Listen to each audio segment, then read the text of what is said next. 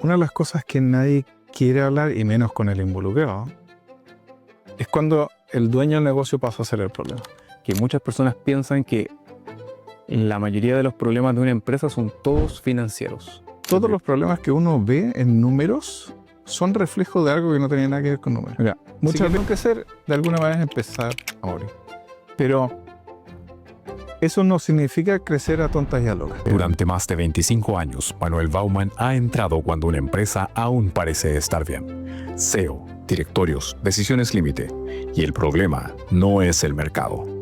No, es que mi postventa es fantástica y mi calidad de servicio es súper buena. ¿Adivina qué? Tu competidor dice exactamente lo mismo. Desde la perspectiva del cliente, al cliente le da lo mismo lo que tú vendes. Al cliente lo que le importa es cómo voy a quedar yo después de que me vendiste lo que vendiste.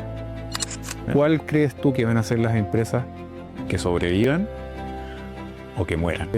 Pero más allá de eso, yo creo que, por ejemplo, hoy día es ridículo hablar de esto sin la incorporación de... Manuel, muy bienvenido. Muchísimas gracias. Gracias por invitarme, Bastián. Y un placer de estar acá. Gracias a ti, Manuel, por aceptar la invitación. Manuel, es raro conocer a una persona que sea corporativo, persona CEO, persona que ha pasado por hartas empresas, que hable acerca de ese mundo. Tú has pasado por varias empresas, has conocido muchos mundos de lo alto de las empresas, grandes. Cuando miras desde dentro una empresa, ¿cómo tú te das cuenta que una empresa está sana y sin siquiera ver los números? Mira, hay varias cosas que son interesantes ahí. Yo diría que sin ver los números es difícil, eh, pero hay algunas señales que te permiten guiarte. Primero que nada, es la visión y la claridad de quién tiene a su mando esa empresa. ¿Ya? Los números te van a decir todo en términos de la realidad que está pasando, ¿no? Pero la visión, la convicción y la claridad que tiene el que está manejando la empresa, no necesariamente el dueño, el que la maneja, eh, es súper importante. Es lo que de alguna manera va a reflejar también el comportamiento de toda la gente que trabaja con él, de los estándares que tiene, de cómo estructura la forma de gobernar esa empresa y qué tan convencido está de verdad de llegar a lo que quiere hacer, a ese objetivo que tiene planteado para adelante. Muchas veces ahí es donde uno ve que gente con muy poca capacitación formal eh, y muchísimo convencimiento logra sacar las ganas y la fuerza necesaria para sobrepasar un montón de dificultades en el negocio. Así que yo diría que el líder del negocio es una clave súper importante. Mm, Más allá que simplemente el operativo. Es que el líder correcto va a definir la estructura y lo operativo de la manera correcta. Por ejemplo, y lo podemos hablar después más en detalle, hay mucha gente que, como te digo, no teniendo una estructura de capacitación formal en la vida por cosas, eh, lograron emprender y formar una empresa que funcionó en la etapa de emprendimiento y que cuando crece se dan cuenta de que sus limitantes son el cuello de botella para la empresa. Bien. Y por eso que te digo que de repente lo importante es cuál es la claridad que tiene esa persona, ese líder respecto a sus capacidades y respecto a para dónde va la empresa. Entonces, hay muchos que se quedan pegados, de que no se dan cuenta que son ellos los que están limitando la empresa, que no quiere cambiar, de que sigue funcionando hace la misma forma que hace 40 años atrás. Y hay otros que no, que se dan cuenta que en realidad a mí me faltan conocimientos de finanzas avanzadas, de levantamientos de capital, de expansión internacional, de otros temas que no manejo. Y si yo no los hago, esta empresa va a quedar solamente hasta esta etapa. Muchos emprendedores chicos que crecen no se da cuenta de eso. No se da cuenta que en realidad él es el que ya está dejando que esa empresa no siga creciendo. Entonces, yo diría que los números son claves. En realidad nosotros cuando entramos desde el punto de vista de consultoría, lo primero que hacemos es mirar los números, porque los números te van a decir, los tres estados financieros te van a decir cosas sumamente claras. El estado de resultados mensual te va a decir si tú tienes un negocio que funciona o no. Ingresos, costos, gastos de administración, cosas sencillas, sin meterle mucha complicación, te van a decir, oye, lo que tú estás tratando de vender, ¿es negocio o no es negocio? Primera cosa. O la forma en que lo haces, ¿es negocio o no es negocio? El estado de flujo de caja es lo que finalmente termina matando a las empresas, así que es otra mirada que hay que tener, porque una cosa si el negocio per se es bueno y otra cosa muy distinta es los flujos te van a dar para soportar este negocio o no, que eso podría ser la forma de morir más o menos rápida y común de muchas empresas medianas. Y la tercera es la mirada más a largo plazo de decir un balance. Balance que te dice en síntesis, esto es lo que tengo, a este se los debo y el resto es mi patrimonio, capital propio. Es la manera de decir, oye, lo que yo estoy haciendo crecer en el tiempo tiene cada vez más valor para mí como dueño de esta empresa o para los accionistas dueños de esta empresa.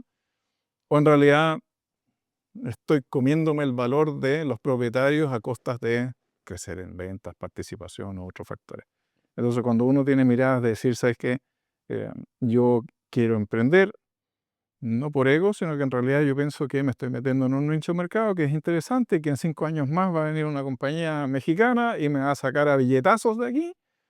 Tengo que tener un ojo todo el rato puesto en el balance, porque es una de las métricas que van a mirar. Por supuesto que van a mirar las veces de vida y un montón de otras cosas, pero esta empresa, ¿qué tan endeudada está? Hay un montón de ratios que uno saca entre medio y el balance en ese sentido es una de las cosas que hay que mirar. Pero si no tuviera ningún número, todavía ese líder del negocio sería una de las cosas que a mí me impacta muchísimo. ¿Te has fijado que cuando alguien habla convencido desde adentro, le brillan los ojos de lo que habla y se entusiasma con lo que hace y es capaz de convencer a la... Eso es lo que tú tienes que ver. El otro día veía un video respecto a eso que decía, bueno, normalmente la teoría dice que las empresas se mueren cuando se les acaba el flujo de caja.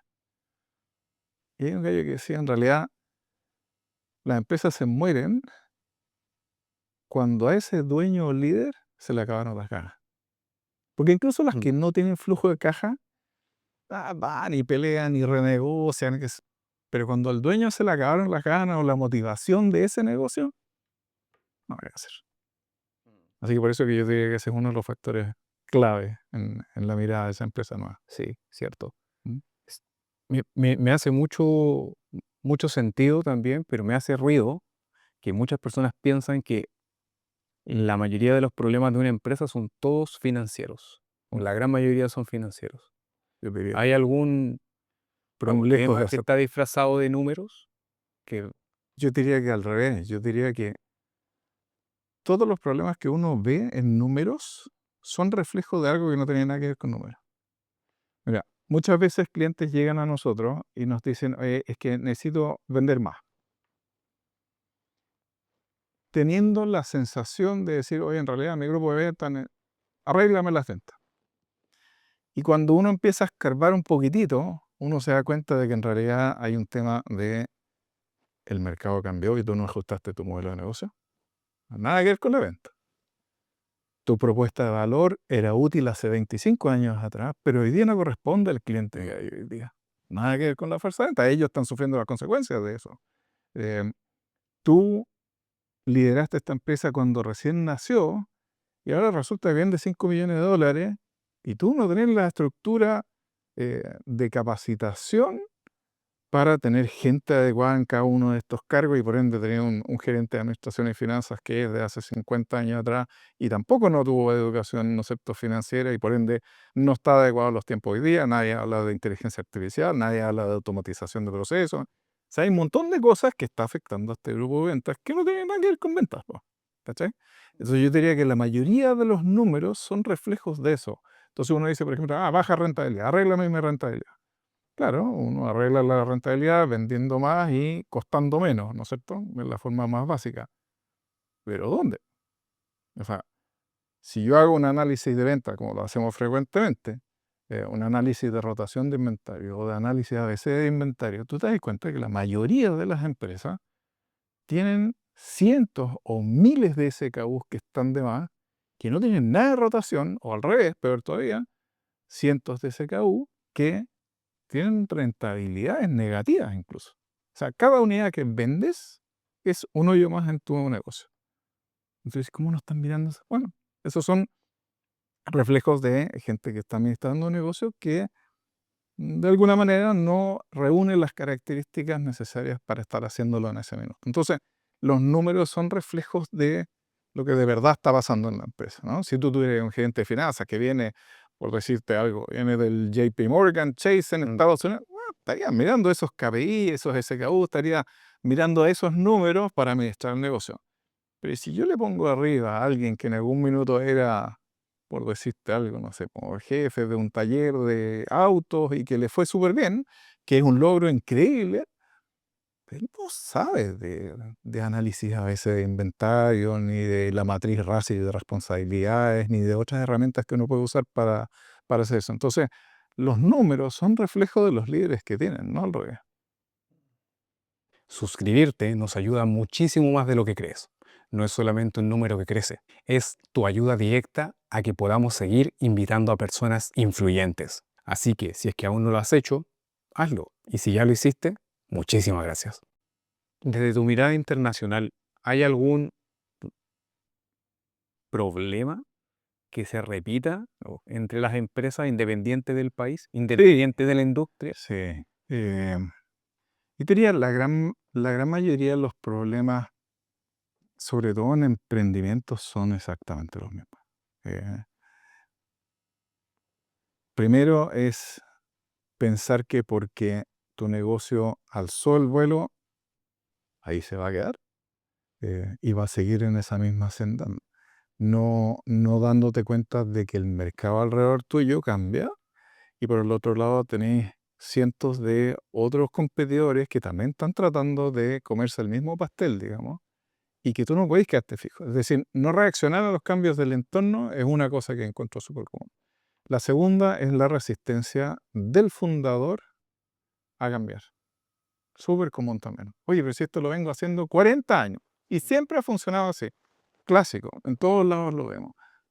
Y cuesta un montón cambiar ese estigma dentro de la compañía mientras esa persona sigue siendo el líder de esa compañía. En algunos casos incluso me ha tocado personalmente tener que decirle al líder de la compañía, aquí el problema en parte eres tú. Obviamente que no muchos quedan con ganas de contratar nuestros servicios después de eso, pero mi obligación es contarte la verdad como es y para poder ayudarte, porque al final lo que queremos es ayudar a esa compañía a ser exitosa. Pero ese es un segundo problema, el fundador mismo, que no se da cuenta cuando ha llegado a una etapa donde él empieza a ser el problema, sin querer. Nunca él quiere hacerle daño a su propia compañía, pero ese es un tema. Otro que son los 4 grandes pilares de consultoría que hacemos nosotros. El primero es orden. Cuando a mí me sorprende muchísimo clientes que tenemos que facturan 5 o 10 millones de dólares, muchos de los cuales no tienen un estado de resultados. No tienen estado de resultados. Entonces, ¿cómo funciona una empresa que vende $500,000 al mes sin que nadie esté mirando ninguno de esos 3 estados de resultados, sino que simplemente alguien, algún contador externo, una vez al año le hace declaraciones de impuestos y así han vivido los últimos X cantidad de años? Es súper sorprendente y eso lo he visto en varias partes. Así que orden. Pero orden significa no solamente desde el punto de vista numérico, sino que también desde el punto de vista de estructura. Oye, ¿cuál es tu organigrama? Organigrama físico, quién está dónde, eso normalmente lo tienen. Pero ¿cuál es tu organigrama funcional? ¿Quién tiene que hacer qué, cómo y cuándo? Es muy distinto uno del otro. Después, descripción de proceso. Explícame ordenadamente cómo se fabrica aquí. No te estoy diciendo que te vaya de ISO 9000 ni ninguna de las certificaciones, sino que describe lo suficientemente bien como para que cualquiera pueda entender qué tiene que hacer, cómo, cuándo y a quiénes tiene que informar y comentar. Para que tengamos un proceso y ese proceso no dependa de la persona que lo está ejecutando, porque si no, nuestro resultado en términos de la salida hacia el cliente va a ser siempre distinto dependiendo de quién lo haya hecho, ¿no? Entonces, ese es un segundo tema de orden. Y en ese sentido, después pasamos a que sin orden yo no puedo crecer. Y de hecho, sin orden yo no te puedo dar rentabilidad. Si tú no tienes control de tus procesos y tus números, no sabemos qué perillas tenemos que tocar para aumentar la rentabilidad, ¿no? Si tú no sabes si la mitad de las cosas que estáis vendiendo te producen pérdida, No te puedo decir por dónde vamos a crecer. Primero arreglemos eso, el orden. Después lo segundo es, ok, vamos a crecer. Eh, pero antes de crecer, tenemos que buscar la rentabilidad en lo que estamos haciendo. Con esa rentabilidad alcanzada, vamos a irnos al crecimiento. O sea, ahora que tengo caja en exceso, esa la vamos a usar para crecer el negocio. Crecer hay muchas formas. Yo puedo vender más de lo mismo, más en otros lugares, más de productos complementarios, más con integraciones horizontales o verticales. Hay muchas formas de crecer. Pero para eso necesito caja. Y si no me quiero endeudar con los bancos o con mis propios propietarios, tengo que hacer primero rentabilizar el negocio. Entonces, orden, rentabilidad, crecimiento. Y finalmente lo que hacemos y lo que veo que te comentaba recién, es la autonomía. Tenemos que lograr que el sistema opere sin la influencia diaria del dueño. Porque muchas de las cosas que veo comunes en muchos de los países que me preguntaste es todo llega a mi escritorio. Típico de hablar con el dueño del negocio, ya estoy full, estoy ocupadísimo, no tengo tiempo. Entonces, ok, ¿por qué no tenéis tiempo? Y, y en realidad te das cuenta de que la organización no está hecha para funcionar por sí sola, sino que en algún punto siempre el dueño o el gerente general tiene que meter la mano. Aprueba el presupuesto, define los KPIs, paga los bonos, paga los proveedores, define cuándo se paga qué cosas. En algún punto o tiene que hablar con los proveedores. Hace todo.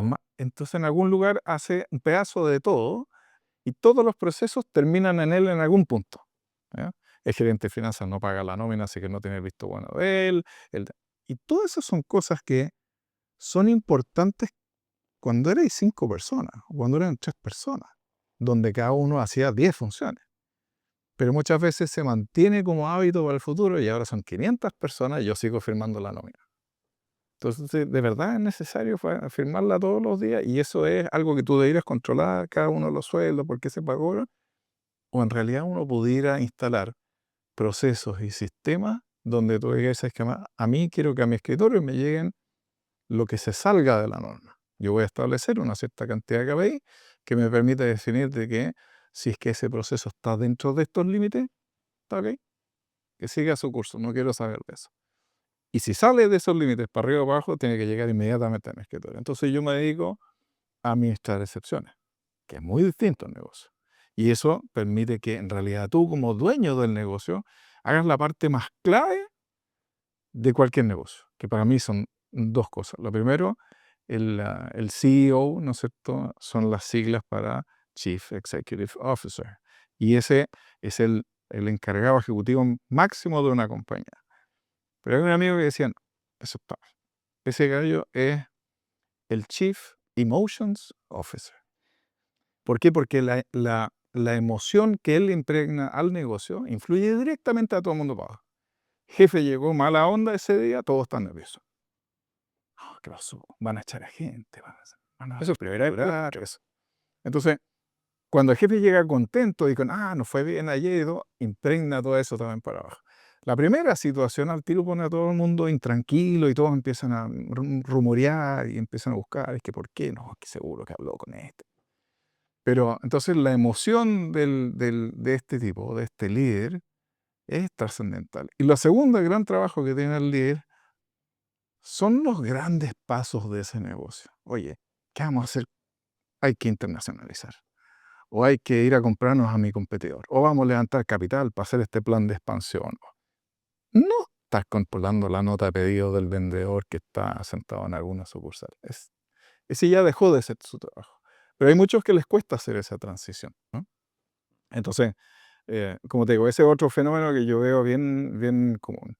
Después hay temas que tienen más que ver con las dificultades para el levantamiento de capital y cosas así, pero esas dos son como claves bien, bien comunes. Y en el día a día, la emoción del CEO, ¿dónde más duele? Duelen las ventas, duelen los que están directamente relacionados con él, duele en los que vienen después, duelen los resultados. Yo diría que mientras, esto es como una onda expansiva, mientras más cerca de ese epicentro tú vivas, más directo te llega su emoción Y lamentablemente, excepto con personas muy extraordinarias, tú terminas propagando esa emoción.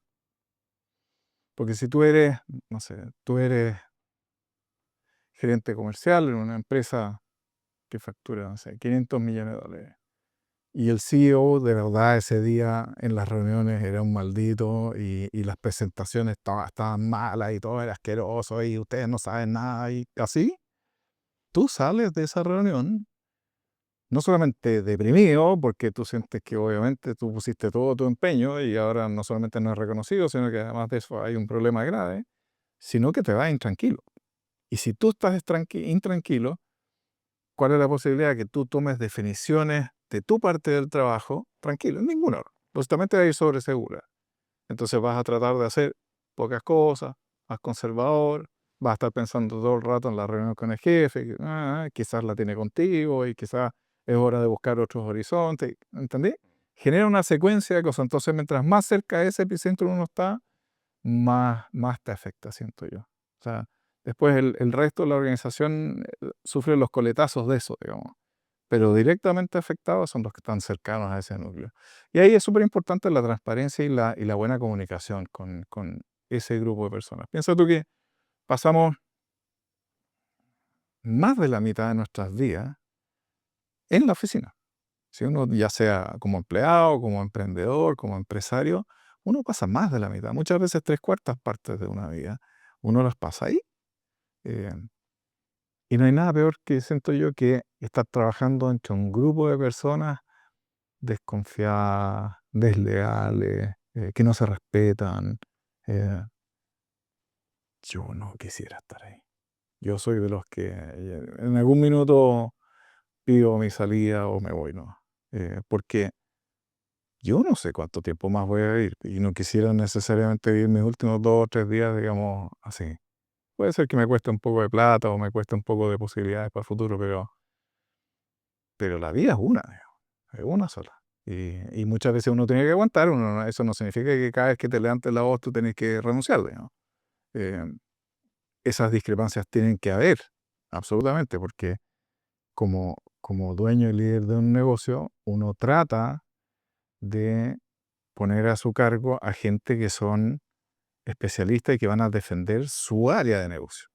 Y eso muchas veces genera conflicto con las otras áreas.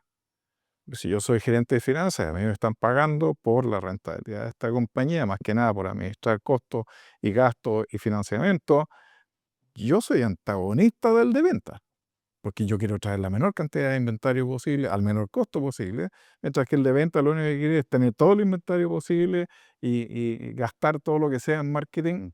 Son dos enemigos naturales que tienen que poder llevarse bien. Y ahí yo te diría que es otra de las cosas que uno busca en un líder. Eh, soy director y me ha tocado formar varios directorios y ser parte de varios. Y uno busca alguien que pueda tener esa visión dual en términos de, oye, necesito uno para cada fiesta, pero a la vez necesito que todos sean capaces de compartir y de conversar de una manera en que no se maten entre medio, porque si ellos se matan entre medio, desastre asegurado y yo pierdo absolutamente el control de lo que está pasando en el día a día. Así que eso es feo. Me llama mucho la atención que de los números pasamos a las emociones y que hablaste de que porque siempre se habla de la emoción del cliente, de cómo eh, llegar a esa fibra psicológica para que el cliente te compre. Pero no se habla mucho de la fibra psicológica que tiene el directorio, de que tiene el jefe, que tiene la persona que trabaja ahí, y que eso finalmente incide en el resto. Mira, desde la perspectiva del cliente, al cliente le da lo mismo lo que tú vendes. No le importa nada lo que tú vendes. Al cliente lo que le importa es cómo voy a quedar yo después de que me vendiste lo que me vendiste. ¿Ya? ¿Cuál es mi transformación en términos psicológica después de que te compré lo que tú me estás vendiendo? Tú me estás vendiendo el reloj, da lo mismo, X marca, cómo me siento yo después de mi reloj. ¿Ya? Eso es lo que estoy buscando. me voy a ver sexy, me voy a ver Mm. increíble. Eso es lo que tú me tenés que vender hoy. Si tú me vendís un reloj, pero en realidad es un Cartier de $30.000, pésimo vendedor. No me tienes que vender un reloj. Tú me vas a vender otra cosa. La elegancia, la sofisticación. Ahí tú estás atacando las emociones. Pero si tú lo miras desde otra óptica, jefes, dueños, empleados dentro de un mismo grupo son a la vez cliente y proveedor, ¿no? En muchos sentidos. Esa relación siempre es de idas y venidas. Es decir, si yo soy tu jefe, yo puedo hacer una de dos. Yo te puedo decir, tú estás obligado a hacer esto, o yo te puedo vender el cuento. ¿Cuál crees tú que va a tener mayor efectividad en términos de automotivación? Definitivamente la segunda. Entonces, si yo soy un líder más o menos sensato, yo lo que voy a tratar de hacer es que te voy a tratar de vender mi proyecto. Oye, en realidad yo pienso que deberíamos hacer. Debatamos, yo voy a construir algunos puntos de venta que me van a permitir convencerte de esto, ojalá. Si de verdad nada resulta, yo siento que de verdad es grave, tenés que hacerlo, ¿verdad? Pero de lo contrario no. Ya, ¿y qué le pasa a él con su subalterno? Lo mismo. Te puede decir, tenés que hacer esto, y probablemente la gente va a seguir haciendo lo mismo que antes, y van a tener conflictos, que no, porque no lo hiciste, que yo, que tú. O puede ir a venderle el cuento. Entonces, yo siento que este mismo proceso de venta sucede dentro de la empresa también, y sucede a la inversa también. Cuando yo soy gerente comercial, en muchos puntos de mi interacción con mi jefe, con el gerente general, yo tengo que ir a venderle algo a él. Ay, jefe, ¿por qué no compramos tantos autos? ¿Por qué tienen una oferta que no sé qué? O en realidad necesito un asistente. ¿Me estáis vendiendo algo, ¿no es cierto? O abramos una sucursal nueva en no sé dónde.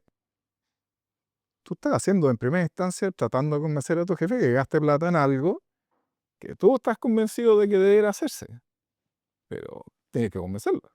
Y ahí no existe esa obligación, ¿no? Yo no te puedo decir, jefe, estás obligado a hacer. No, así que tengo que ser vendedor. Así que esta relación de emociones funciona también dentro de la empresa, igual de tanto como fuera de la empresa. Ujú. ¿Cuál tú crees que es la diferencia entre una persona, un dueño o fundador, ya viendo desde el punto de vista de una empresa mediana, que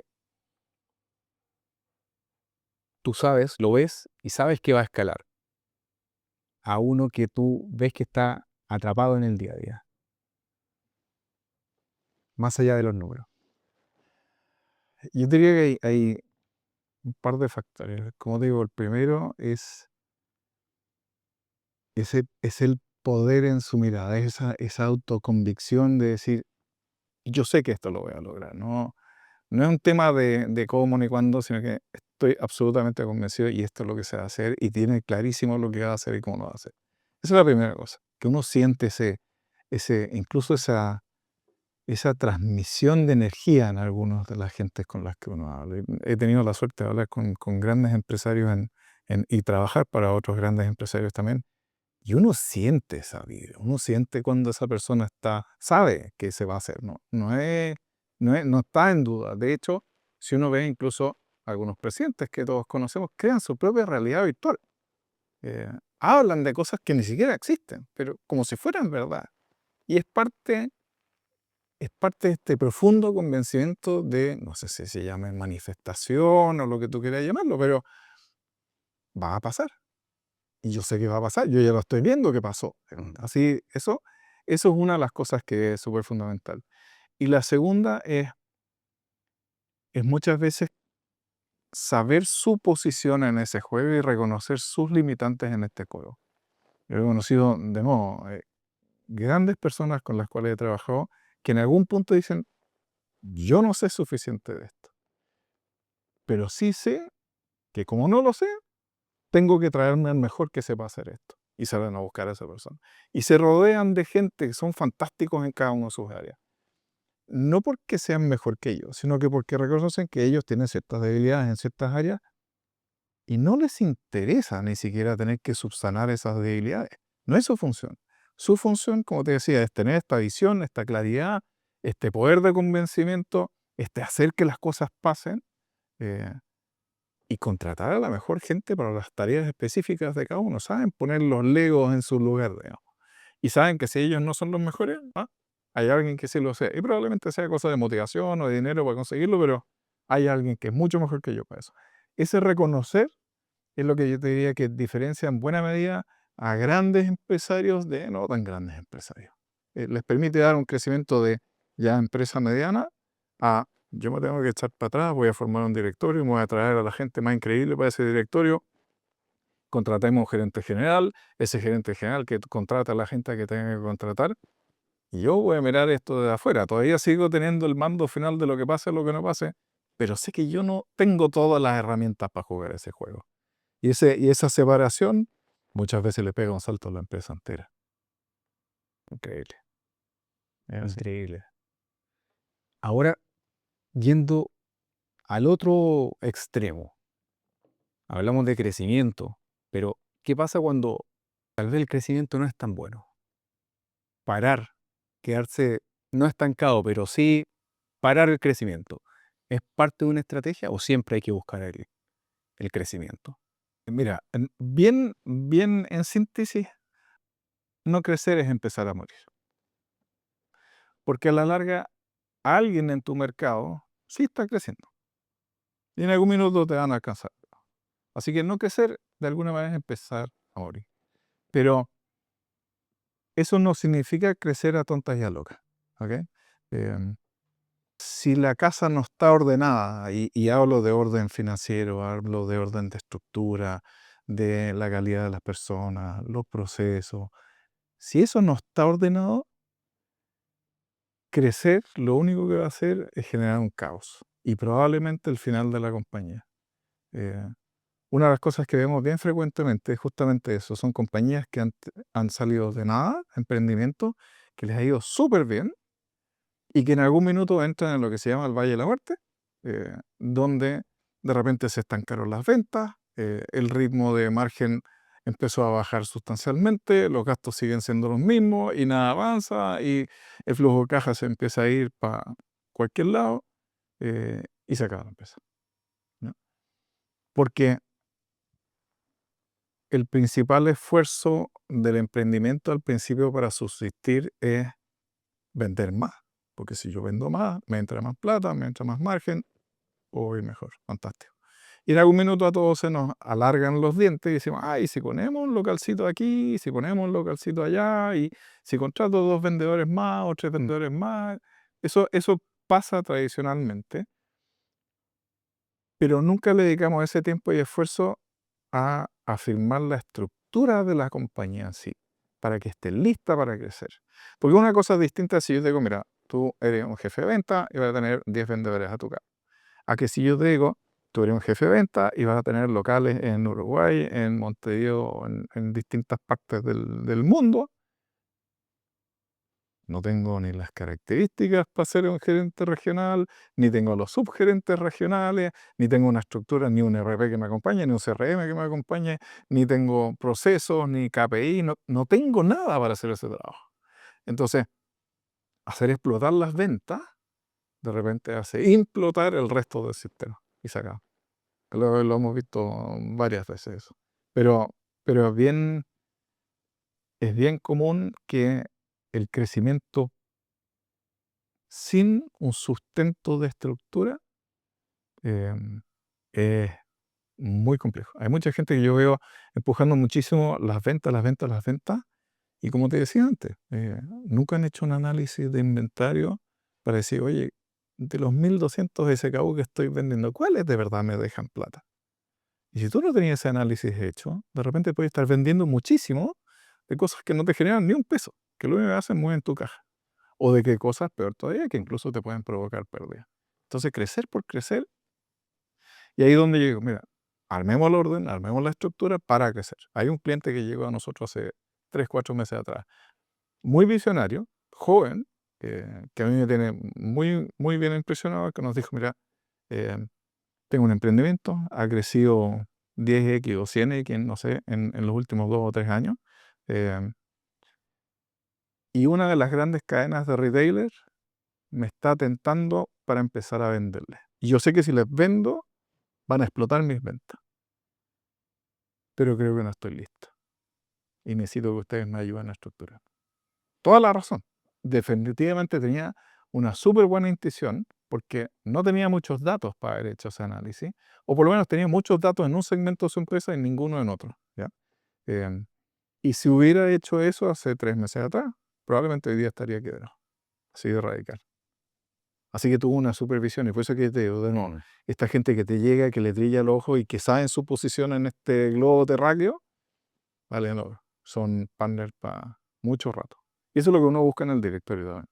Cuando uno es director de compañías, acuérdate que el directorio es el jefe del gerente general. Hay un presidente del directorio, pero más allá de eso, ellos son los que dan las instrucciones al gerente general y ese se encarga de ver cómo lo hace, ¿no? Y da sus instrucciones para abajo. Y el directorio son, por un lado, los representantes de los dueños, ¿no? Y por el otro lado, directores externos que tienen algunas características. Muchas veces uno busca directores que o tienen contactos en la industria que yo no tengo, o conocen cosas específicas de esa industria que son críticas para la subsistencia de la empresa, o tienen capital que yo no tengo, o tienen acceso a capital que yo no tengo. Es decir, hay ciertas características especiales que uno muchas veces busca abogados, especialistas en ciertos temas, porque tienen mucho que aportar en esa mesa. En esa mesa se van a discutir las cosas que van a pasar este año, los próximos 5 años, los próximos 25 años. Son cosas que hay que tenerlas bien armadas, ¿no? Em, pero pero también desde esa perspectiva uno busca en un directorio un grupo de gente que de partida legalmente no tiene la obligación de defender a quienes les dieron el puesto en el directorio, que pueden ser los dueños, sino que legalmente tienen la obligación de defender el bien de la compañía, independiente para que el director que los trajo. Digamos, ¿ya? Es una situación una dualidad que hay que tener bien en consideración.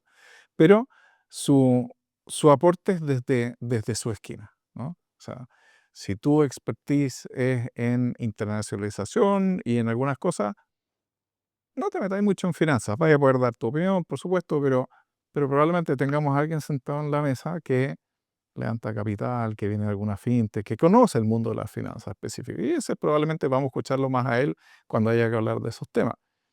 Y no me olvides del artículo 22 si no eres abogado, sino que hablamos con un abogado que, algo que tiene más que ver. Entonces uno busca también para la conformación del directorio, uno busca gente especialista en cada uno de esos y pone a la cabeza del directorio a los que ellos voten entre sí. Muchas veces algún accionista mayoritario dice, oye, soy yo, pues alguien más, pero ese está más o menos definido, ¿ya? Excepto grandes compañías como compañías de acciones grandes, ¿no es cierto? Ahí es por votación y es más. Pero no estamos hablando de esa escala de compañías normalmente. La mayoría de las personas quiere invertir en propiedades, pero hay 3 problemas que enfrentan. Primero, el crédito hipotecario está casi imposible de conseguir. Segundo, las propiedades tradicionales ya no dan la misma rentabilidad que daban hace 10 años. Y tercero, cada vez hay más costos adicionales. ¿Hay alguna forma de invertir en propiedades sin tener que pasar por todo esto? La respuesta es sí. Y es un modelo que muy poca gente conoce. Los estacionamientos por minuto y las mini bodegas comerciales. Son activos comerciales simples. Pagan poco mantenimiento, alta rotación y flujo estable. Sin banco, sin DICOM, sin papeles y con una rentabilidad de UF más 6% al año. La inversión mínima en bodegas parte desde las 300 UF. No se exige DICOM, ni aval, ni documentación bancaria. Lo mejor de todo, que ya está funcionando. Pero cada mes que pasa hay menos unidades y más demanda. Si te interesa entender este modelo a fondo, preparé un informe gratuito con datos de fuentes externas, con el link que está aquí abajo, acerca de cómo se han comportado, cómo se comportan y cómo podrían comportarse estos activos en el futuro. Lo que antes era solo para grandes capitales, hoy está disponible para todos nosotros. Hablamos de cuando una empresa quiere crecer mucho, cuando se estanca y puede que muera, pero ¿y qué pasa cuando una empresa quiere crecer sostenidamente? Fantástico. ¿Cómo lo hace para equilibrar o darle prioridad o a la estructura, al orden, o a la creatividad? ¿Cómo lo hace? Como te decía antes, tú no puedes crecer sin orden. Y tú no puedes crecer sin rentabilidad. No existe. Así que la piedra basal de todo este cuento es el orden. Y cuando yo hablo de orden, básicamente estoy hablando, de hecho, nuestro sistema dentro de la consultoría se llama ORCA, igual que el megadelfín, la ballena asesina, porque es orden, rentabilidad, crecimiento y autonomía. Son los 4 pasos del proceso que nosotros seguimos, por lo menos. Porque vemos que no hay uno sin el otro. Y el orden define todo lo que tú puedes o no puedes hacer con una empresa. De hecho, si tú quieres hacer crecer o replicar tu empresa, ya sea internacionalizarla, es imposible si tú no tienes sistemas estandarizados y tienes ciertas métricas y tienes procesos definidos. Es imposible hacer. De hecho, si uno habla a cualquiera que se dedica a formar franquicias, lo primero que entran y hacen es decir, ok, cuéntame exactamente qué, cómo haces y cuándo y dónde y quién lo tiene que hacer. En base a eso hacemos un manual y ese manual es el que salimos a vender. Se llama manual de McDonald's. La hamburguesa se hace así, le echáis tanto de crema una vez. Está todo súper establecido. Porque así nos podemos asegurar de que no sé, pues el doble hamburguesa es igual aquí y en todas partes del mundo. Si no, la experiencia del usuario va a ser distinta, ¿no? Dependiendo de dónde se coma la hamburguesa. Entonces, no hay ninguna forma de armar esto sin orden como pieza fundamental al principio. Lo mismo te pasa en todas las partes de esa empresa también. Es decir, yo puedo ser súper bueno vendiendo, pero si no tengo idea de mis números, si no tengo orden en mis números, yo no sé si esa venta está bien, me trae dinero, no, va a estar, es suficiente, está acorde al mercado, ¿no? Lo mismo en proceso. Yo estoy fabricando. ¿Estamos haciendo bien? ¿Somos eficientes? ¿Estamos gastando lo mínimo posible? ¿Producimos lo que necesita realmente? No sé, porque no hay ningún sistema. Hoy día yo hablaba de un tema similar que a mí me pasó y que tal vez voy a repetir la anécdota en ese sentido. Yo trabajaba para un grupo gigantesco internacional en Alemania. Y cuando yo llegué a trabajar allá, yo esperaba que me hicieran un proceso de inducción alemán, ordenado, estructurado. Y llegué y está la persona del departamento de recursos humanos, me recibió muy amablemente, encantado, qué bueno conocerte, bla, bla. Me pasó un ramo de flote, me pasó un computador y me dijo, el resto está en la red. Y dije, ¿cómo en la red? Sí. En ese edificio ahí son puras plantas abiertas. Tú tomas tu computador, te sientas donde tú quieres, en el minuto que tú te enchufas a la red, el sistema va a saber dónde tú estás y por ende te queda asignado por telefonía IP el lugar donde tú estás. Así que todos vamos a ver dónde te sentaste. No hay ningún problema. Y en la intranet de nosotros vas a encontrar todo el proceso de inducción. Está todo, está con videos, qué tienes que hacer, dónde tienes que hacerlo, quién es tu jefe, cuándo entras, cuándo sales, recursos humanos, el arriendo de tu auto. Todo está en rápido. Y con eso, ¿qué es lo que hicieron? Esa era para mí la máxima demostración de, bueno, esta era una compañía que tenía en ese minuto 500.000 de habitantes, de empleados en el mundo, en casi todos los países del mundo. Entonces, administrar una estructura así es imposible sin estandarización y sin sistema, ¿ya? Ellos se fueron al extremo. ¿Por qué? Porque era una compañía con base tecnológica que decía, si tú no eres capaz de navegar en ese ambiente, no eres para nosotros. O sea, si lo digital no es nativo para ti, entra y sale tan rápido como entraste, ¿no? ¿Ya? Entonces, aplicaban un doble filtro. Por un lado, esta cultura de aquí todo está estandarizado, y efectivamente está, y tú puedes hacerte tu autoinducción sin ningún problema. Y por el otro lado, cumplir con el filtro de, ¿eres para nosotros o no? Digo, todo en 5 minutos. Ramos, flores, computador, hasta luego. Súper impersonal al principio sentí yo dije, aquí me van a recibir con los brazos abiertos, yo me fui de Chile para allá, familia y todo el cuento, y después entendí que en realidad con 500.000 de personas es imposible que nos dediquemos todos a hacer inducciones de gente. Y encontré el valor de sistematizar y estandarizar las cosas. Y hoy en día piensa tú cuánto de los procesos en las empresas medianas y grandes incluso, de verdad están descritos al punto que yo puedo decir, oye, contraté a Juan, ¿no es cierto? Y Juan entra y le dicen, aquí está el manual, de todo lo que tú necesitas saber. Yo conozco muy pocas, ya, muy pocas. Y entonces tú dices, ok, entonces cada vez que entra alguien, tengo dos alternativas.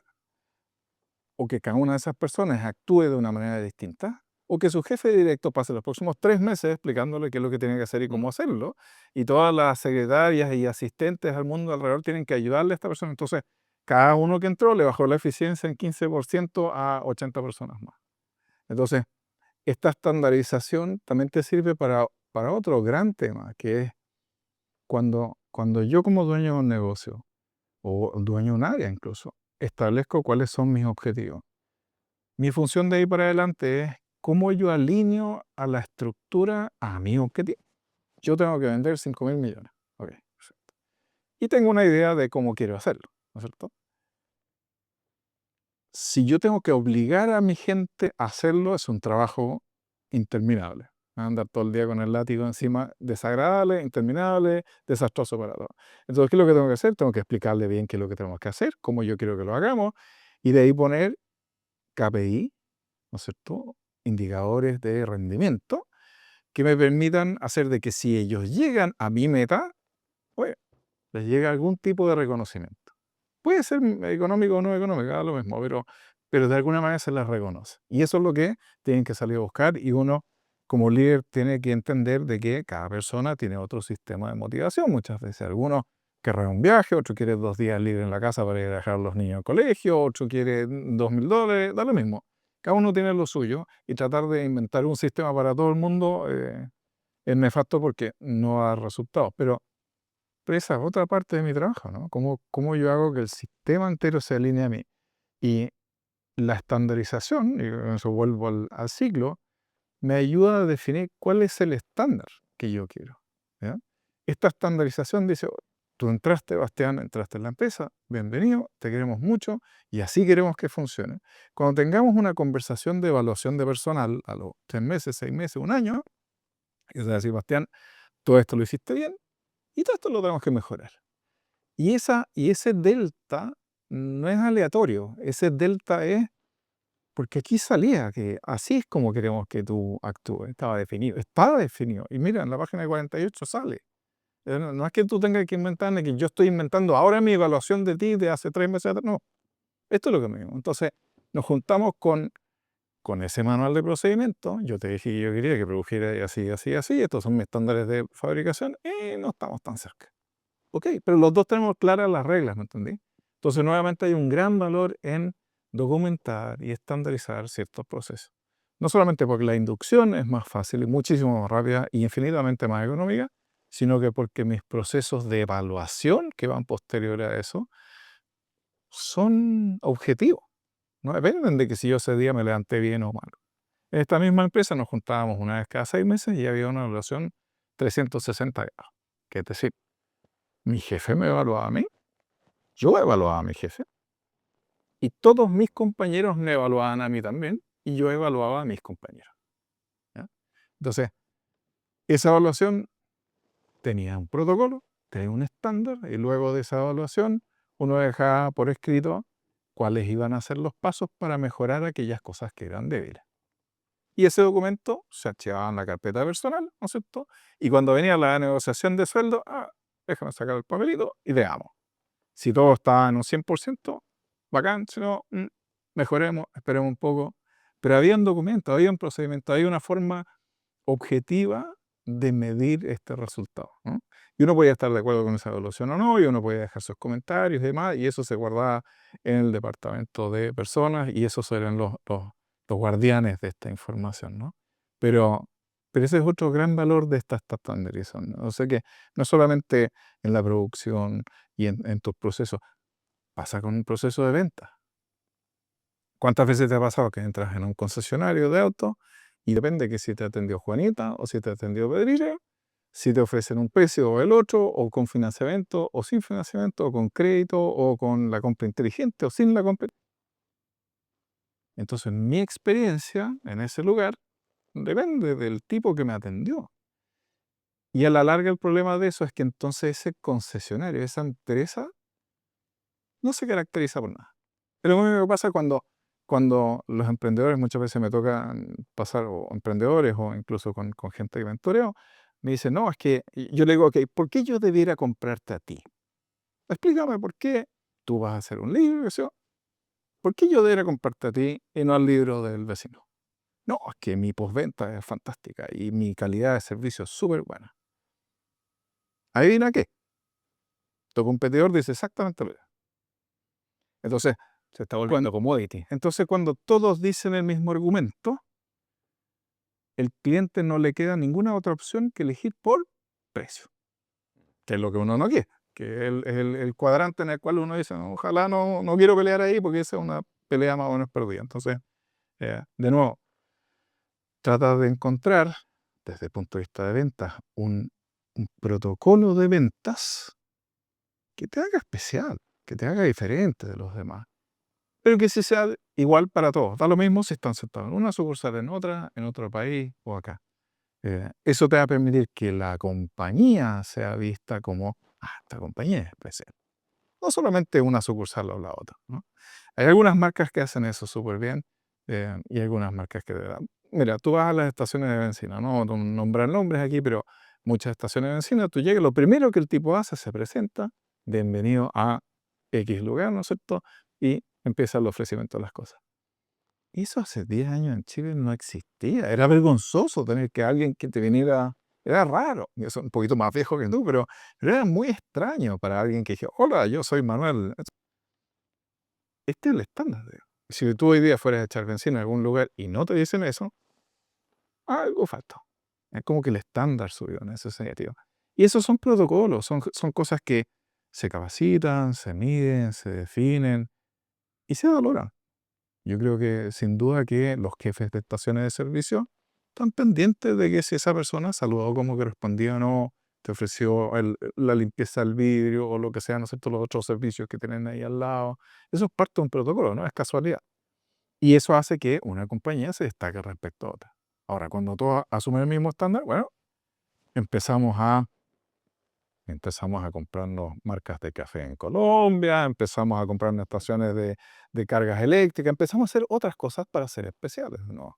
Aunque eso obedece más bien a un cambio de modelo de negocio que otro día podemos analizar en más detalle, muy interesante, ¿no? Sí. Es completamente cierto eso. Es completamente cierto eso. Porque, siguiendo el mismo ejemplo de las bencineras, en realidad todas ofrecen lo mismo, más allá del precio. Pero si es que en una bencinera te saludan, hola, buenas tardes, soy tal persona, y en la otra bencinera solamente te cargan el auto, Ya, otra au- experiencia. aunque las dos sean iguales y tengan el mismo precio, te vas a ir a la que te trataron mejor. Sí. Y a la larga eso es lo que busca con la pregunta que tú me hacías antes, en el fondo, ¿cuál es la relación sentimental con el cliente? Que yo te dije que yo siento que pasa lo mismo dentro de las empresas también, pero de nuevo, tú como cliente, claro, tú buscas benzina, por supuesto, o diésel o lo que sea, pero tú buscas ese producto, pero también buscas la transformación que ocurrió en ti en ese lugar. Hay marcas de café hiper renombradas, ¿no es cierto? Que, no, pues, Nescafé o lo que sea al lado, igual es café, digamos. No te lo sirven con tanta fanfarria y cuesta un décimo de lo que cuesta el otro. Pero ¿qué lograron? Lograron esa conexión más personal. Te lo escriben en el vasito, ¿no? Bastián, un corazoncito, hola, no sé qué. Logran eso. Eso es un estándar, eso no es casual. No es que se le ocurrió a la sucursal de Cuñamaquena anotar ahí, hola, no. Absolutamente estandarizado. Y eso es para lograr esta conexión. Entonces tú ya no vas a buscar un café. Tú vas a un lugar, de un ambiente, donde la gente es más o menos de un cierto estilo y puedes conversar un café mientras estás hablando de negocio y hay una música agradable, un olor seco, olor rico, que ese olor tampoco, by the way, no es solamente el olor del café. Tienen aromatizantes que te hacen sentir lo que tienen. Igual que muchas tiendas de ropa, donde uno entra y uno siente un cierto olor. Hace dos cosas eso. Lo primero es que te permite diferenciar esa tienda inmediatamente. Ese olor muchas veces pasa a ser característico y te recuerda a esa tienda, más allá de tu permanencia. Y por el otro lado, no es una tienda más, no es una tienda de ropa más. Tú entras ya, hay un ambiente, te provocó algo. Y al final, como te decía antes, tú no compras solo la ropa, tú compras la experiencia que te hizo sentir o cómo tú te ves después de usar esta ropa. Y esto es parte de ese viaje. Lo que llaman el Customer Journey, que en el fondo es desde antes de mi primer contacto hasta después de mi último contacto, cómo yo hago sentir este gallo, esto con esta persona. Y ese es marketing, súper interesante, súper interesante. Mucho que hablar ahí. Y dentro de este viaje de ventas, directorios, jefes, experiencias, de aquí hacia el futuro, de aquí hacia algunos años más adelante, ¿cuál crees tú que van a ser las empresas que sobrevivan o que mueran? Mm.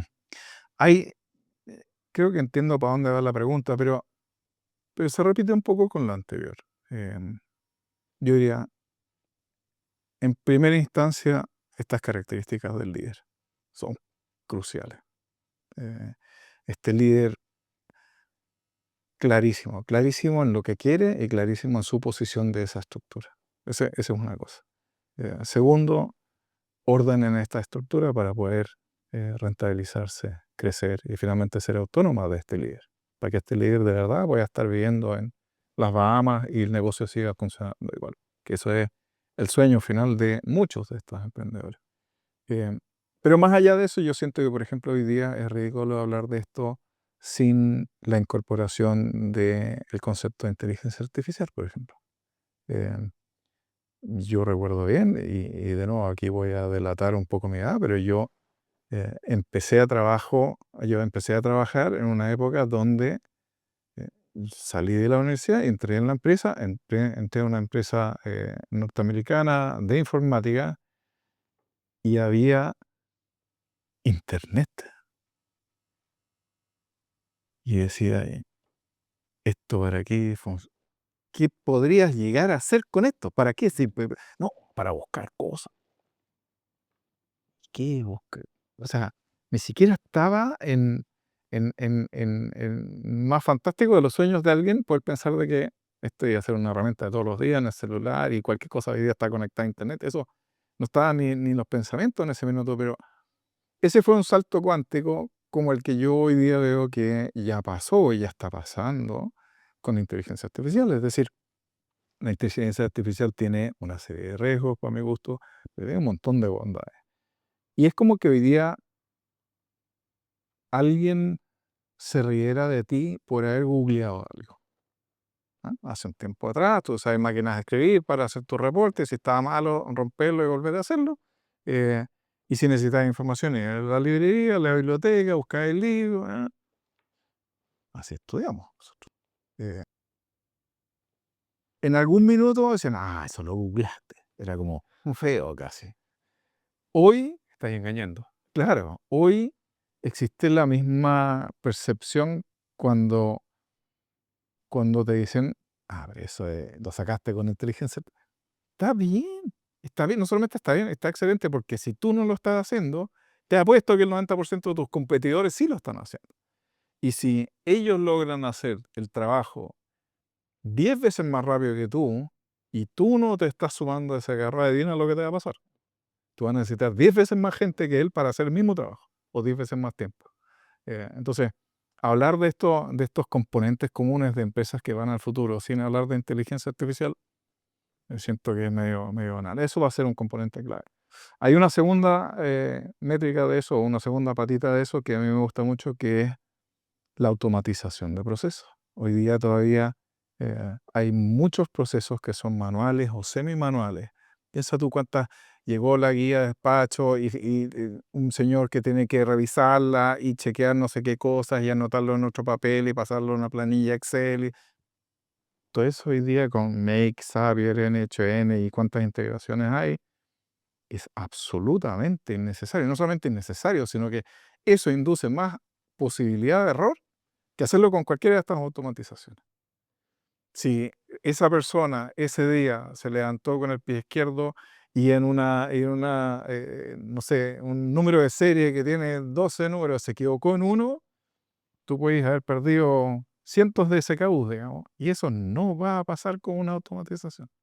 Yo he conocido gerentes de negocio que pasan buena parte de su tiempo en algunas de estas tareas manuales, em, y que de repente tienen 30% más de tiempo en el día. Tiempo que ahora le pueden dedicar de verdad a pensar cómo hacer crecer su negocio, que es para lo que les pagan.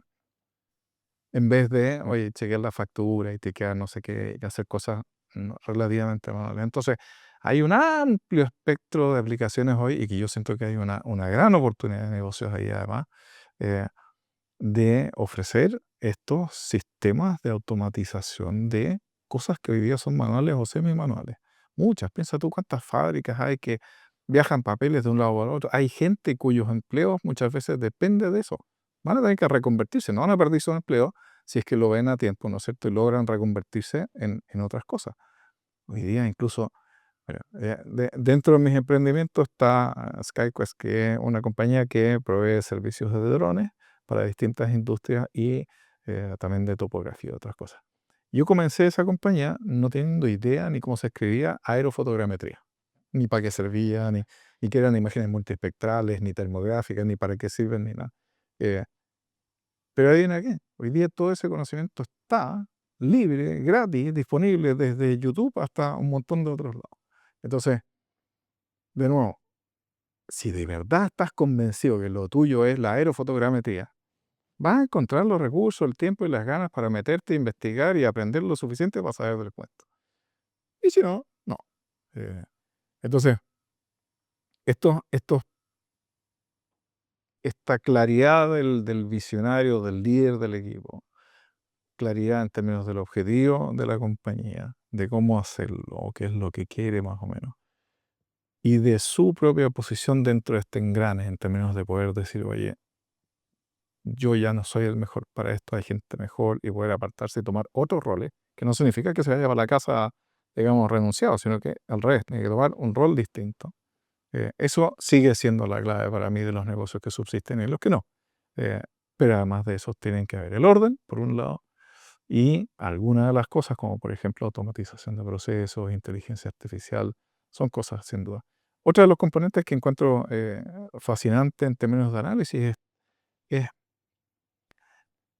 los empleados que han entrado en los últimos, yo diría, 5 años a las empresas y que van a seguir entrando, son muy distintos en términos de cómo son respecto a lo que era una persona hace 20 años atrás. 20, 30, 50 años atrás, tus papás te tienen que haber dicho, busca un buen empleo, entra ahí y jubílate ahí. Y con eso fuiste un hombre feliz. Esa era la métrica con la que todos de alguna manera soñaban jubilarse. Eh, Hoy anda a encontrar cualquiera que haya salido de la universidad que esté dispuesto siquiera a trabajar presencial los 5 días a la semana, mucho menos hablar de 6 o más, digamos. Grandes compañías que conozco de cerca dicen, oye, nuestra petición de entrada son 2 días presenciales y 3 días en la casa, online y todo lo que tú quieras. Ese es como el estándar de entrada hoy día, sin haberme negociado nada todavía. ¿Ok? Entonces, eso habla de que hay toda una generación de gente que está entrando, pero muchas veces se encuentran con jefaturas que son de la época anterior. Y ese conflicto es súper interesante de analizar. Y hay la gente que tiene que ver con lo que antiguamente uno llamaba el Departamento de Recursos Humanos, o hoy en día Departamento de Personas, o millones de otros nombres que lo inventaron. Eh, Ese es un mega desafío. Son dos posiciones culturales y sociales muy distintas. Yo hoy, para motivar a una persona de 23, 24 años que está ingresando, yo le ofrezco un bono en dinero, es mucho menos atractivo que tiempo libre, que un viaje de experiencia, que otras cosas para esa persona. En nuestra época, lo único que contaba era el dinero, ¿no? Era lo único que nosotros queríamos, en realidad. Son mundos distintos y de nuevo, es esta capacidad de liderazgo de ver eso, de entenderlo y de adaptarse a esos cambios y de hacer que funcionen igual, digamos. Yo veo lo que era nuestra realidad respecto a tal vez la de nuestros abuelos. Nuestros abuelos, en el caso mío muy en particular, padres, abuelos y yo mismo de Alemania con una genética posguerra, si tú querés. Importante era tener trabajo y solidez y listo. Misma filosofía. Entra, trabaja, agacha la cabeza, no aparezcas en ningún lado, haz tu trabajo conscientemente, esfuérzate mucho y algún día llegará un premio, pero tú jubílate allá. Ojalá sea una empresa grande, famosa, y te jubiles ahí y listo, fuiste. Hoy en día eso no existe, eso no existe. Entonces también requiere que los dueños del negocio se preocupen de, oye, ¿cómo yo sigo motivando a esta gente? ¿Cómo lo hago interesante el trabajo? Ya no es solamente cómo yo encanto a mi cliente. ¿Cómo yo mantengo encantado a mi gente que está conmigo? ¿Cómo los hago que vibren con esto? Y uno ve empresas de retail latinoamericanas gigantescas, por ejemplo, que todo el día están preocupados en hacer cosas para que este grupo relativamente joven de gente esté entretenida y esté motivada de volver a la oficina, tener un grupo de gente y hacen deportes juntos y se motivan con concursos. Y es como que están entreteniendo un kindergarten todo el día. Eh, pero es parte de la filosofía de cómo yo mantengo a este grupo de gente, porque si no, yo sé que se van a ir. Aparte, el otro tema es que la fidelidad bajó a cero hoy día. Antiguamente te daban un trabajo y tú eres fiel a tu jefe, da lo mismo lo que pasara, digamos. Hoy día, si te levantaste mal, y no, que lata, siempre ir de nuevo, a la tercera semana te fuiste. O no, en realidad me quiero ir a un viaje al sudeste asiático durante un año. Y entonces me quedé, me entrenaron, me tienen andando y el medio año, no, en realidad no gusta. Quizá. Porque también tenemos disponibles muchas más cosas que lo que tenían disponibles tal vez nuestros padres y abuelos, digamos. Ellos estaban peleando por sobrevivir, digamos. Hoy en día, Sí. ninguna casa no tiene un televisor de 50 pulgadas, da lo mismo donde estés, digamos, ¿no? Son realidades distintas, sobre todo en un país como Chile que creció súper rápido, a un súper buen nivel, y que hoy día uno va a muchos otros países y no encuentra los estándares chilenos. Aunque hay, por supuesto, lugares mejores y peores en cada país, pero en general, hoy en día tenemos un alto estándar de vida en Chile, en general. Sí, sí. Es curioso, es muy, muy curioso eso. Y me llama la atención también en respecto a cosas que no se hablan. Hay algo de liderazgo o gestión que tú veas que es crucial, pero que se hable poco. Una de las cosas que nadie quiere hablar, y menos con el involucrado, es cuando el dueño del negocio pasa a ser el problema. Muy poca gente le dice a la cara, tú ya no eres para aquí. Porque es lo que le pasó a Steve Jobs, digamos, que en algún minuto lo sacaron de su propia empresa. ¿Ya? Eso duele, ese es el bebé de uno. Uno creó desde el primer icono y logo que se inventó la compañía hasta el primer cliente. Yo lo traje a la mesa, yo lo senté, yo le cobré, yo con eso les pagué a ustedes todo su sueldo. Es mi bebé, digamos.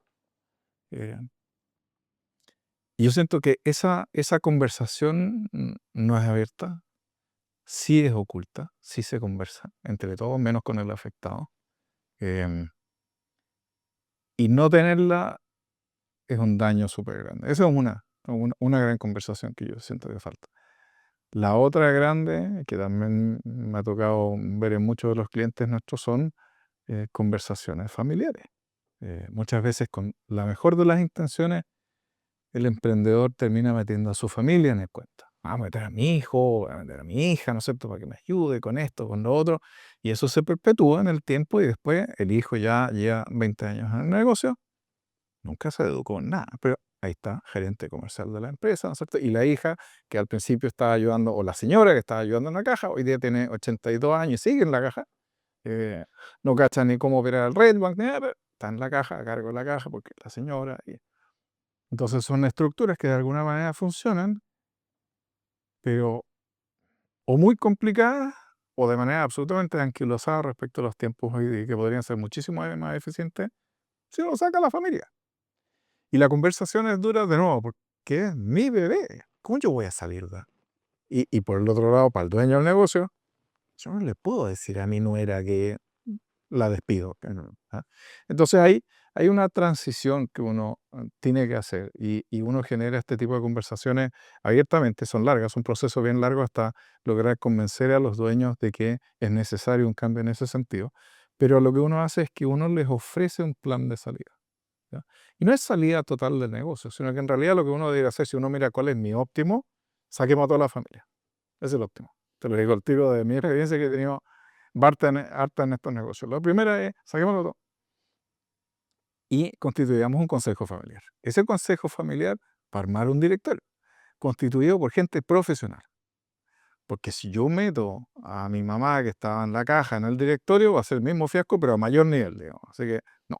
Yo quiero que mi mamá sea parte del consejo y en el consejo tomaremos algunas grandes decisiones y esas se las comunicamos al directorio. El directorio tiene su propia autonomía, pero acepta este consejo como consejo. Y luego de eso, esa le traspasa la información, el directorio traspasa la información al gerente general que tiene que ejecutar. Súper. Eso no significa que ellos no estén involucrados en el negocio. Siguen teniendo un rol activo y finalmente a través del rédito de las acciones que ellos poseen en el negocio, les va a llegar dinero. Muchas veces la complicación está en el punto intermedio. Yo sé que mi hijo no es el mejor para ser el jefe de la fábrica. Yo sé. Pero si no, ¿cómo le pago?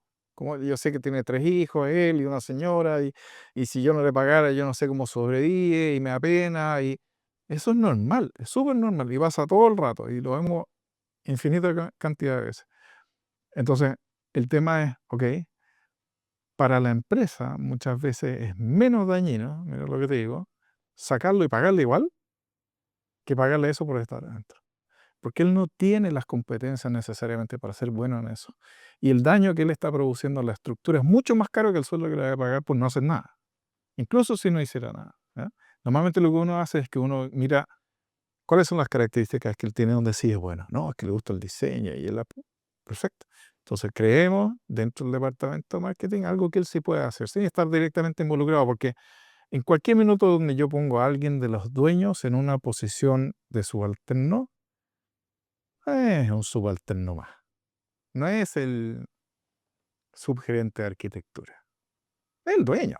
Es el hijo del dueño. Eso es mucho más valioso que cualquier gerente de nada, ¿no?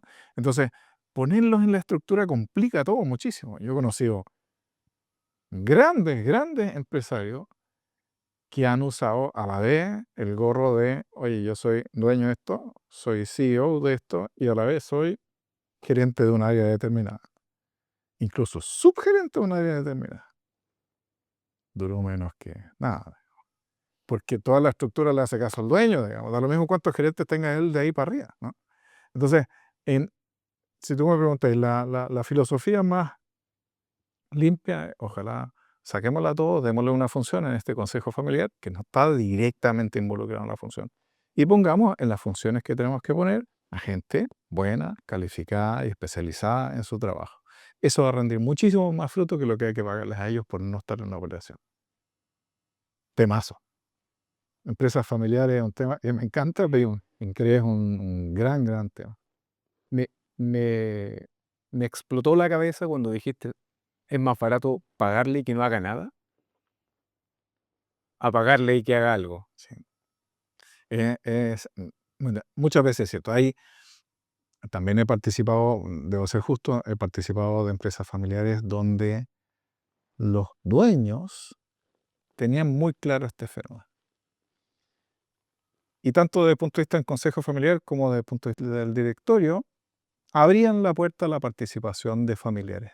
Eran distintos dueños y por ende había más probabilidad de tener ahí gente interesada, que el hijo, que el yerno, que la nuera, que todo en algún minuto se les abren los ojos. Y entonces, para evitar conflictos futuros con gente que ya estuviera adentro, lo que se fijó antes de, cuando toda esta manga de personas eran muy chiquititos todavía, se dijo que vamos a hacer un protocolo, vamos a definir cuál es el estándar para que alguien pueda entrar aquí. Es decir, si alguien de la familia quiere entrar, ¿podría? Sí, podría, pero tiene que cumplir con ciertos estándares. Y el estándar era el siguiente. Primero, tiene que haber cursado una carrera universitaria acorde con el puesto que quiere postular, porque podían postular, no estaba asegurado que entraran, podían postular a la empresa. Entonces tenía que tener universidad hecha en una carrera acorde con el puesto. Es decir, si tú estudiaste marketing, no vas a entrar en finanzas, olvídate. Voy a entrar en marketing, pero podéis postular a marketing. Segundo, tiene que ser una universidad con un cierto nivel de reputación, no cualquier cosa. Tercero, tenía que tener mínimo 10 años de experiencia laboral antes de postular. Bueno, tercero, tenía que tener mínimo 3 años de experiencia internacional.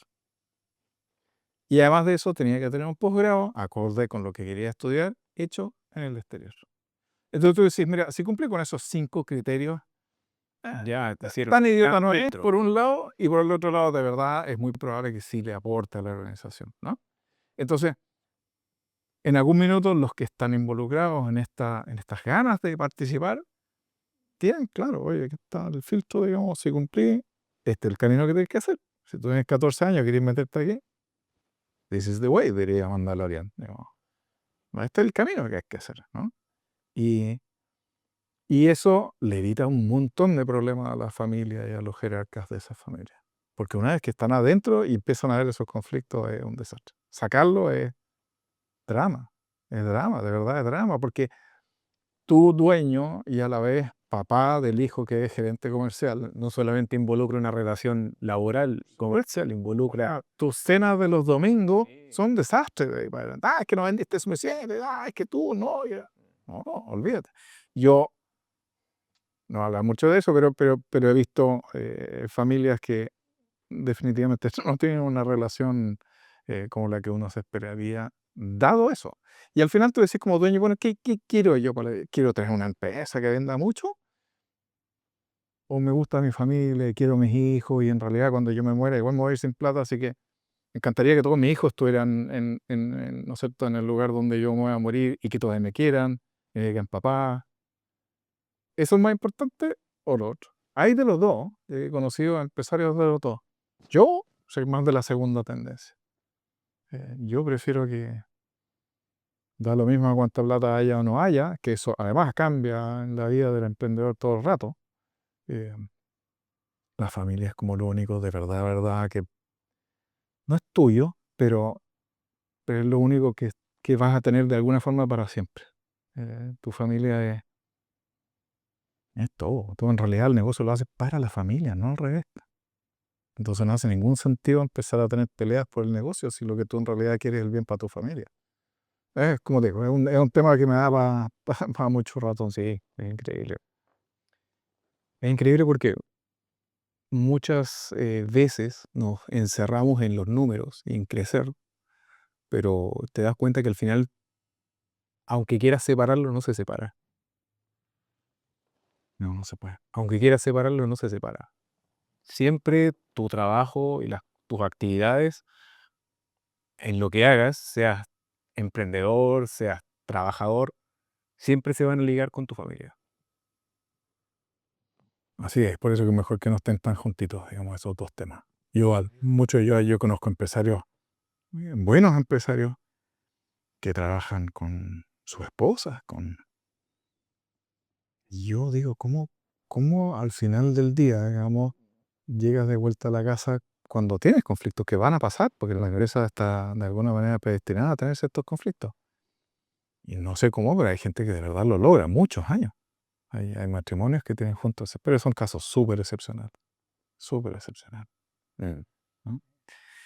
Manuel, y para ir finalizando, ¿qué consejo le darías a alguien que está a mitad de camino?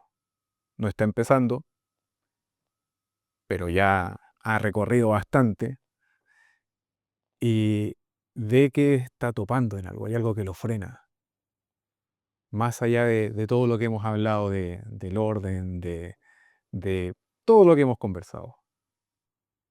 Raras veces en la vida uno tiene, siento yo por lo menos, la oportunidad para tirar el freno a mano y decir, paren la moto, me quiero bajar un rato y ¿qué quiero yo? De verdad. Porque normalmente uno se ve en la vorágine de que las ventas y el día a día hay que pagar las facturas y se pasan años en eso. Eh, y, y raras veces uno tiene el tiempo para decir, ¿qué estoy haciendo? ¿Por qué lo estoy haciendo? ¿Para quién lo estoy haciendo? ¿Realmente necesito tanto para hacerlo? ¿O en realidad me haría mucho más feliz vivir con 2 pesos al mes en Bali, en una playa con mi señora? Puede ser, digo, ¿no? Pero he visto mucha gente que hacen la carrera completa hasta que están a punto de morir, ya sea por enfermedad o por edad o lo que sea. Y un gran amigo mío que es jefe de radioterapia oncológica en una clínica, me dice, mira, la gente que yo atiendo muchas veces vienen, saben que van a morir, que no les queda mucho, y nadie se arrepiente de lo que hizo. muchos se arrepienten de lo que no hicieron, de lo que no alcanzaron a hacer. ¿Ya? Y eso me marcó muchísimo porque en esta carrera del emprendimiento y de los negocios y todo, que puede ser muy entretenida y muy absorbente, raras veces uno tiene la oportunidad de decir, oye, así me quiero morir. Me voy a morir mañana. Esto fue lo que yo quería hacer. Por ejemplo, en la autobiografía de Steve Jobs, si tú lo viste, él decía que, mira, si yo en las mañanas, mientras estoy afeitándome en el baño, me miro en el espejo y digo, esto no es lo que quiero hacer, lo que tengo que hacer hoy no es lo que quiero hacer. Si eso me pasa varios días seguidos, vamos a cambiar.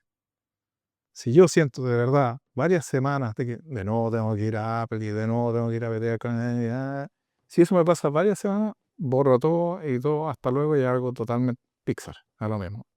Pero, y él no sabía que se iba a enfermar y morir de cáncer. No lo sabía. Tal como nosotros no lo sabemos.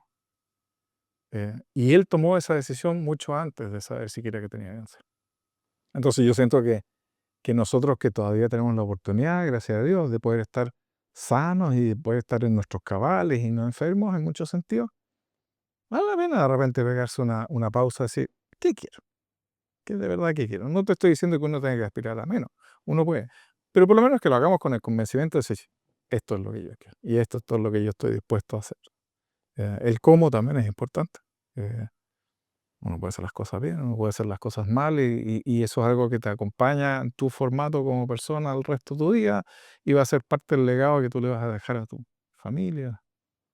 Así que el cómo es tan importante como el qué, pero ese freno de mano es una súper oportunidad, siento yo que depende de uno. Oye, una semanita en la playa, piensa un rato, nada más. Es más filosófico que otra cosa, pero perfecto. Filosófico, pero necesario. Sí, así Necesario. lo veo yo. Completamente necesario. Manuel, muchísimas gracias por compartir tu conocimiento. Encantado. Muchísimas gracias por la disposición de recibirnos. No, gracias a ti Y por entrevistarme. no, muchas gracias a ti. Y bueno, completamente invitado para otro episodio cuando quieras Hay seguir temas conversando. Hay temas además. No, encantado. Gracias.